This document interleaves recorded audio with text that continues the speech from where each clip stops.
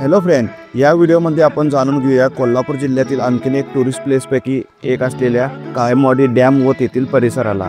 यासाठीच आम्ही सकाळी 6 वाजता इचलकरंजीमधून निघालो. साधारण कोल्हापूर शहरापासून काळमवाडी हे अंतर 57 किलोमीटरचे आहे, तर इचलकरंजी ते काळमवाडी अंतर हे 87 किलोमीटर आहे. आम्ही कागलमार्गे काळमवाडीला जाण्यासाठी निघालो. साधारण सकाळी 8च्या दरम्यान आम्ही वाटेत लागणाऱ्या आदमापूर येथे पोहोचलो. आदमापूर येथे जाऊन श्री बाळूमामा यांचे दर्शन घेतले. येथील भक्तिमय वातावरणात सकाळचं येथील सुंदर असे वातावरण होते. बाळूमामा मंदिरला ज्या वेळेला आम्ही भेट दिली त्यावेळी बुधवार होता, त्यामुळे मंदिरामध्ये जास्त अशी गर्दी नव्हती, त्यामुळे दर्शन देखील कमी वेळात झाले. श्री बाळूमामांचे दर्शन घेऊन जवळच असलेल्या मुदाळ तिट्टा येथे जाऊन आम्ही सकाळचा नाश्ता केला आणि त्यानंतर आम्ही पुढचा प्रवास चालू केला.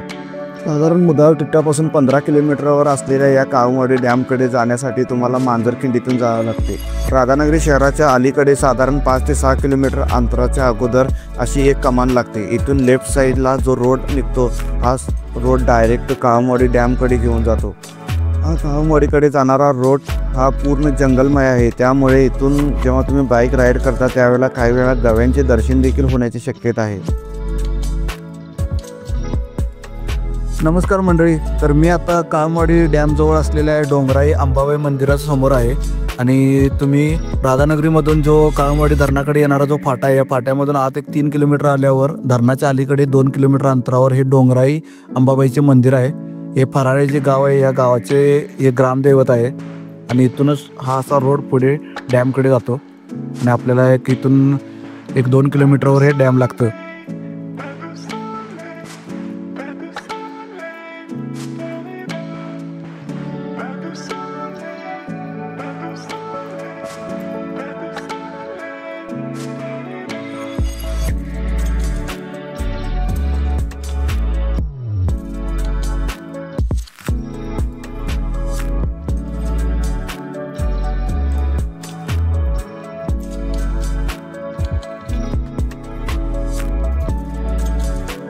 धरणाच्या खालच्या बाजूला असा एक रोड जातो आणि या रोडने तुम्ही जर खाली गेला तर तुम्हाला धरणाच्या सांडव्यातून जे खाली पाणी सोडणारा जो पॉईंट आहे तो पाहता येतो. त्याचबरोबर इकडे खालच्या बाजूला 2 वॉटरफॉल पण तयार झालेले आहेत. जे सांडव्यातून नदीमध्ये पाणी पडतं तिकडे 2 वॉटरफॉल तयार आहेत, ते तुम्हाला बघायला भेटतात.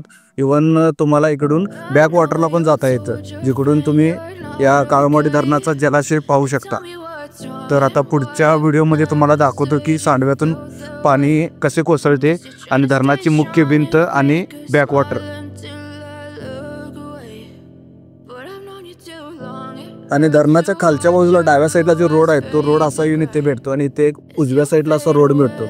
या रोडने जर तुम्ही खाली गेला तर तुम्हाला धरणाची मुख्य भिंतीचा जो खालचा भाग आहे तिकडे एक ब्रिज आहे, त्या ब्रिजवर तुम्हाला जाता येतं, जिथून तुम्ही दूधगंगा नदीचा स्टार्टिंग पॉईंट पण पाहू शकता आणि धरणाची मुख्य भिंत पण पाहू शकता. त्याचबरोबर धरणात जे डाव्या कालव्यात जे सांडव्यातून पाणी सोडलं जातं तो पण पॉईंट पाहू शकता. आणि तिथूनच एक डाव्या साईडला एक पॉईंट आहे, त्या पॉईंटने कालव्याच्या बाजूच्या रोडने जो थोडा ऑफ रोड आहे तो खाली गेल्यावर तुम्हाला 2 वॉटरफॉल पण लागतात. तर अशा या खिंडीसारख्या रोडने आपण खालच्या बाजूला आल्यावर तुम्हाला हा छोटा ब्रिज लागतो, हा ब्रिज. आणि समोर तुम्ही पाहू शकता ही धरणाची मुख्य भिंत आहे आणि हा डावा कॅनल आहे, तुम्ही पाहू शकता डावा कॅनल. आणि हे जे सांडव्यातून जे पाणी सोडलं जातं डाव्या कॅनलमध्ये तो हा पॉईंट आहे. इथून थोडासा ऑफ रोड आहे, तुम्ही शेवटपर्यंत गाडी पण जाऊ शकते, परंतु इथे गाडी पार्क करून समोरच्या बाजूला तुम्ही इथून चालत गेलाय तर बरं पडेल.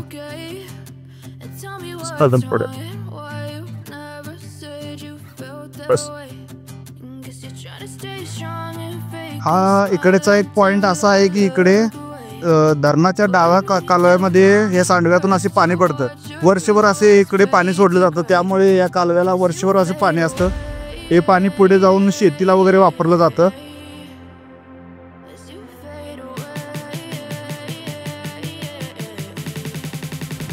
तर इथं हे गेट दिसतं, हे दूधगंगा जलविद्युत केंद्र आहे, जे काळमवाडी धरणावर जे वीज निर्मिती केंद्र म्हणतात त्याचं नाव आहे ते.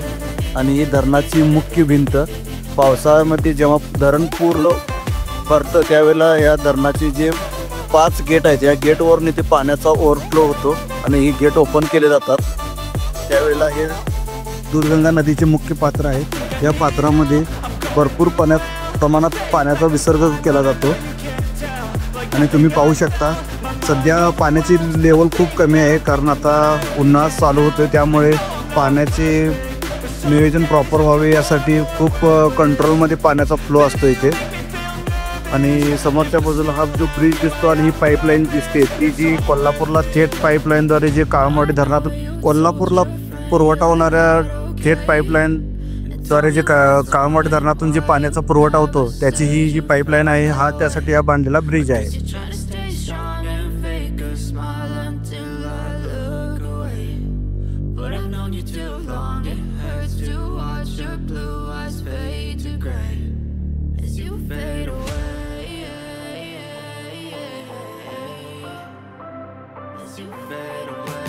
तर नमस्कार मंडळी, जो मागच्या व्हिडिओमध्ये तुम्ही जे पाहिलेला जो पूल आहे ते पूल क्रॉस केल्यानंतर छोटासा डोंगर लागतो आणि ते छोटा डोंगर क्रॉस केल्यानंतर तुम्ही असे धरणाच्या बॅक वॉटरमध्ये येऊन पोचता आणि खालच्या बाजूला जे धरणाची बॅक वॉटर दिसत आहे तिकडे जाण्यासाठी थोडं असं ट्रेक करावं लागतं. तर व्हिडिओमध्ये तुम्ही पाहू शकता की काळमवाडी धरणाचे जे बॅक वॉटर म्हणजे जे साठलेलं पाणी आहे ते पावसाळ्यामध्ये जवळपास या इकडेपर्यंत त्याची मार्किंग आहे. परंतु सध्या आता उन्हाळा स्टार्टिंग होत आहे त्यामुळे पाण्याची लेवल कमी झालेली आहे. आणि व्हिडिओमध्ये तुम्ही समोर पाहू शकता ही डोंगर रान. साधारण या झाडांच्या पलीकडे ते मुख्य जी भिंत आहे ती मगाशी जी दाखवली होती ती आहे आणि इथून पुढच्या बाजूला 40 किलोमीटरपर्यंत लांब असं हे पाणी पसरलेलं आहे. त्यामुळे खूप मोठे असे एक धरणापैकी एक धरण आहे आपल्या कोल्हापूर जिल्ह्यातील. Tell me what's wrong and why you never said you felt that way. Guess you're trying to stay strong and fake a smile until I look away.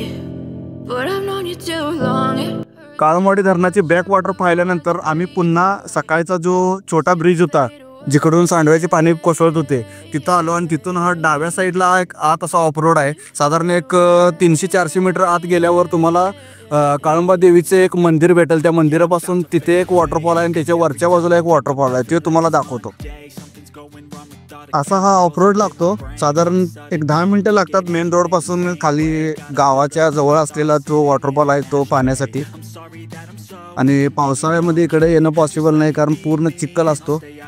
फक्त उन्हाळ्यामध्ये आपल्याला या परिसरात जाता येतं. आणि ते 2 डायव्हर्जन आहेत, आपल्याला लेफ्ट साईडला जावं लागतं. हा समोर तुम्ही बघता इकडे.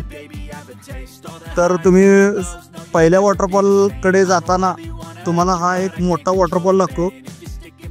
तिथे धरणाचे असे एक डायव्हर्जन केलेलं आहे, म्हणजे कालव्याचे डायव्हर्जन म्हणू शकता त्याला. एक कालव्यात पाणी जातं आणि दुसरं नदीत पाणी सोडण्यासाठी असे एक गेट बसवलं आहे. त्या गेटपासून खाली कोसळताना असा खालच्या बाजूला एक वॉटरफॉल तयार होतो. त्या वॉटरफॉलला जाण्यासाठी पुढच्या भागातून असं खाली उतरावं लागतं. तर ह्या ज्या ऑफ रोडपासून आपल्याला खालच्या बाजूला जायला लागतं आणि खाली जाण्यासाठी असा तीव्र असा उतार आहे, त्यामुळे ते खूप जपून जावं लागतं.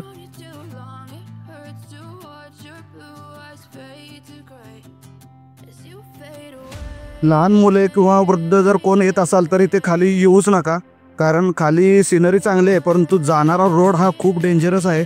त्यामुळे तुम्ही जर हे ट्रेक कंप्लीट करण्यासाठी जर कॅपेबल नसाल तर जाऊच नका, कारण वरती येताना पण खूप त्रास होतो, कारण पूर्ण घसारट आहे.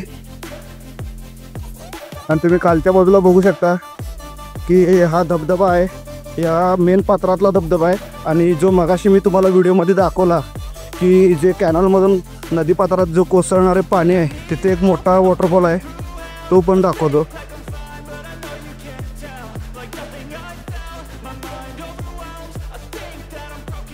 जेवढे सुंदर वॉटरफॉल वाटतात तेवढेच इथे डेंजर पण आहे, कारण खूप निसरडी अशी दगडे पण आहे तिकडे. त्यामुळे तुम्ही जेव्हा पण भेट द्याल त्यावेळी फक्त लांबून बघा, कोणतीही पाण्याबरोबर किंवा या दगडाबरोबर मस्ती करायला जाऊ नका, कारण इकडे कधी पण ॲक्सिडेंट होऊ शकतो. त्यामुळे तुम्ही या इकडे भेट द्याल त्यावेळेला तुम्ही स्वतःची काळजी घ्या आणि इथे निसर्गाचा जो आनंद घ्यायचा आहे तो लांबूनच घ्या, जवळ जाण्याचा प्रयत्न करू नका. कारण इथे तुम्ही बघू शकता पाणी जरी पडताना कमी वाटत असेल परंतु खाली इथे खूप खोली आहे. त्यामुळे इथे भेट द्याला तर त्यावेळी जेव्हा तुम्ही सेल्फी किंवा फोटो काढताय वगैरे पाण्याच्या किंवा वॉटरफॉलच्या जवळ जाऊन काही काढू नका. कारण मागच्या वेळेला इकडे भरपूर ॲक्सिडेंट झालेले आहेत. त्यामुळे तुम्ही आला दुरून बघा, निसर्गाचा आनंद घ्या आणि निघून जा. तर हा खालचा व्ह्यू तुम्ही बघितला तर जो मगाशी मी दाखवला होता तो मोठा वॉटरफॉल बघण्यासाठी या नदीच्या पात्राच्या उजव्या बाजूने हा जे कडा आहे या कड्यावरून असं तुम्हाला ट्रेक करावं लागतं. साधारण एक 3 ते 4 मिनटं लागतात. परंतु पूर्ण असं दगडावरून जाताना पाय घसरण्याचे चान्सेस सारखे असतात.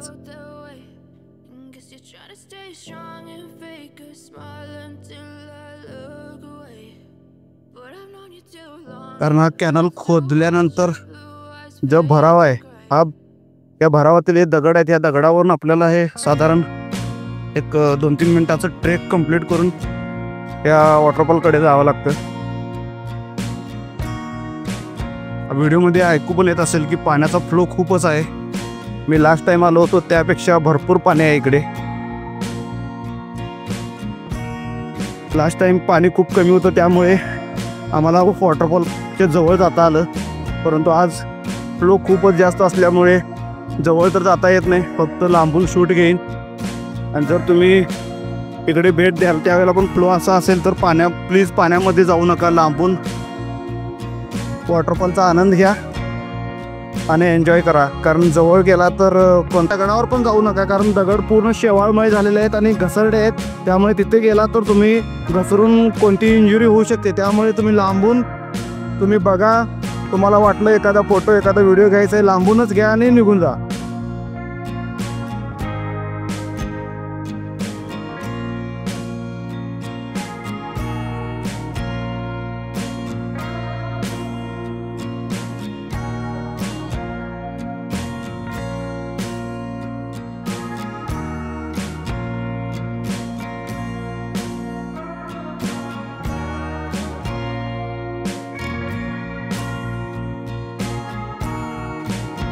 तो वॉटरफॉल पाहिल्यानंतर आम्ही खालच्या बाजूला गेलो आणि खाली असा एक ऑफ-रोड लागतो, म्हणजे जो मेन कच्चा रोड आहे तिथून उजव्या साईडला अजून एक डायव्हर्जन लागतं. ते खाली काळंबा देवीचे जे मंदिर आहे त्या मंदिराकडे जातो.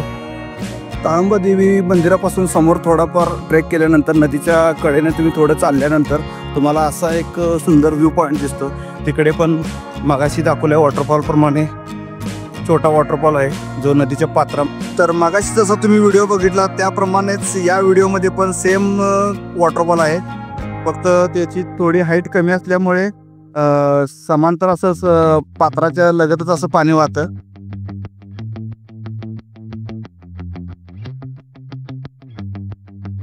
या वॉटरफॉल जवळ पण पाण्याची खोली खूप असल्यामुळे इकडे पण पोहण्याचा प्रयत्न करू नका. तुम्ही लांबून या नजाऱ्याचा आनंद घ्या आणि निसर्गाचा पण देखील इथेच तुम्ही नजारा पाहू शकता. एव्हरग्रीन फॉरेस्ट आहे पुढच्या बाजूला आणि त्याचा आनंद घेऊ शकता इकडे.